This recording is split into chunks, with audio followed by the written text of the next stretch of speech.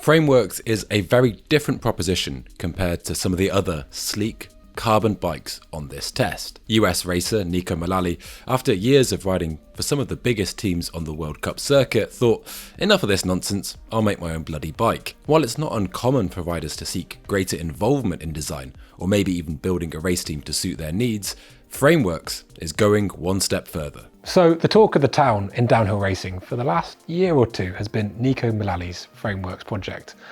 And we're very lucky because we've got to test this downhill bike, which has been super exciting. What has Neko been trying to achieve with this project? And why is it perhaps a little bit different to a normal sort of bike brand and how it functions? Yeah, so Neko kind of took his homemade sort of rat rod style frame that he was building just for himself and turned it into a brand. And it's an aluminum front triangle paired with a carbon rear end and uses a horse link to actuate the shock. And it's just a downright simple, well thought out bike. It begs the question, what happens when you get a bike that is bred for the rigors of World Cup downhill racing and you just want to ride it as your daily? The geometry is exactly what the riders wanted, and without any marketing department to hold sway over the brand's copy, they've been able to build the exact bike they want. That said, are the needs of the World Cup athlete the same as your enthusiast? And does that even matter? So this Frameworks, in some ways it's the polar opposite of something like the YT, which is carbon, it's mass produced, it's glitz and glamour, it's very, very kind of high gloss finish. This is none of those things. However, they do share some kind of geometry characteristics. Yeah, we talked about how similar they are in terms of suspension as well as the geometry. And both of them ride quite square. We talked about the stance as well and like how you're situated on the bike, and we both found that they were a little bit steeper in terms of head angle, but there was some sort of stability factor that was maybe brought in by the BB and like your feet being quite low in comparison to where your hands were. So it's sort of like a double-edged sword in some ways. Yeah, totally. It felt like on flatter tracks and turns, that can really come back to you because your weight is maybe a bit more neutral on flatter terrain, kind of how it's expressed over both axles. But on steeper terrain, well, you have slack bikes for a reason. That said, I found the Frameworks, to me, it felt a bit more downhill focused than the YT. I think in terms of it sat somewhere between, like kind of, when you think about the spectrum, the YT was on one end, which basically sort of like this slightly steeper, very pointy, lots of front end grip, great at like flatter sections.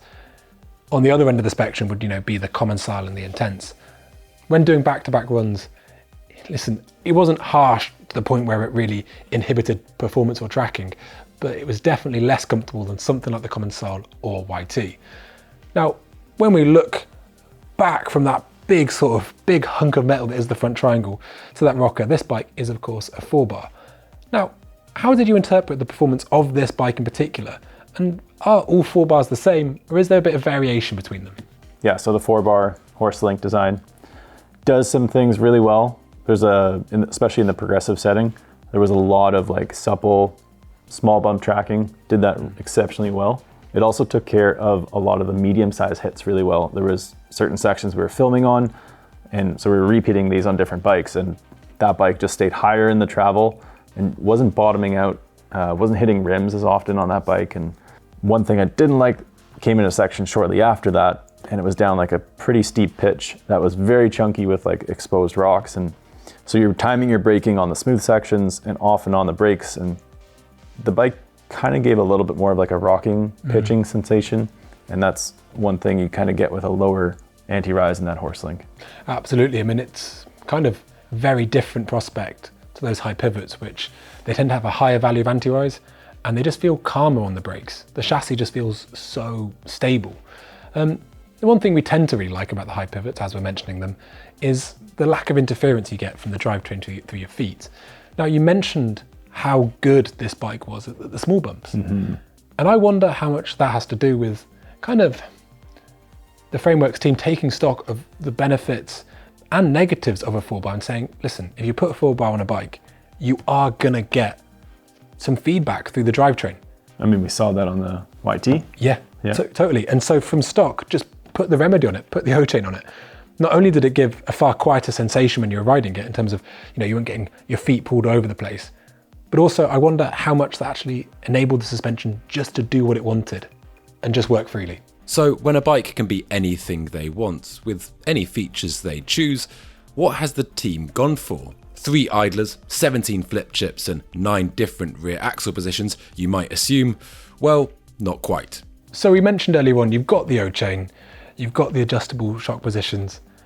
In some ways, this feels like, well, it is a racer's bike that we just happen to be able to ride.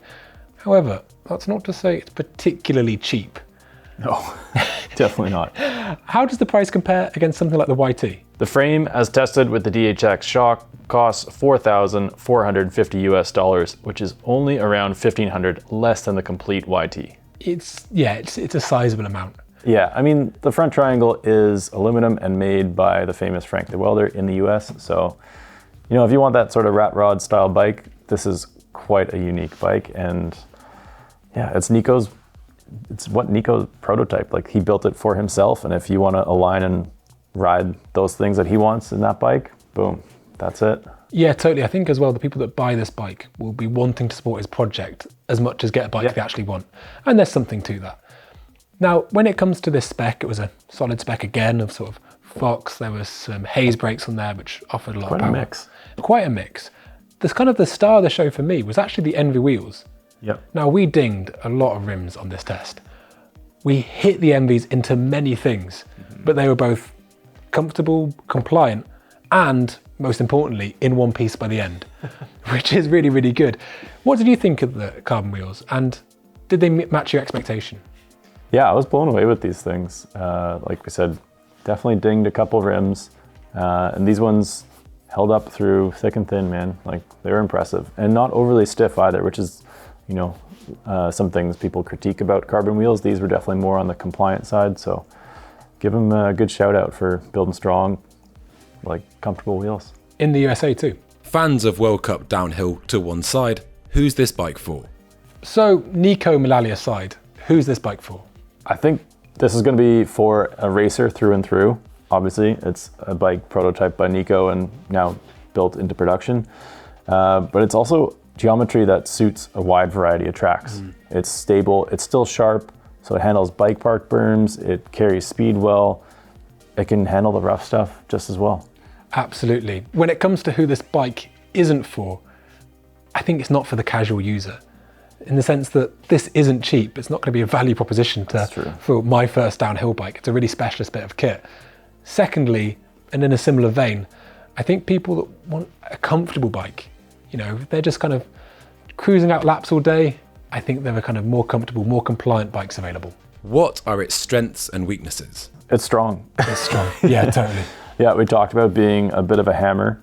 It can take those hits, from the frame being burly, from the wheels being strong, great suspension, has lots of bottom out control, and it also has a lot of grip too, which kind of surprised me at first. When it comes to the weaknesses, it's pretty simple. This bike is very expensive, which will justifiably put some people off. Secondly, it's not the most comfortable downhill bike. It's hard to say that Neko and his team have finally made a bike that is ideal for them, because quite simply, they are happy to say that they're never really going to stop learning.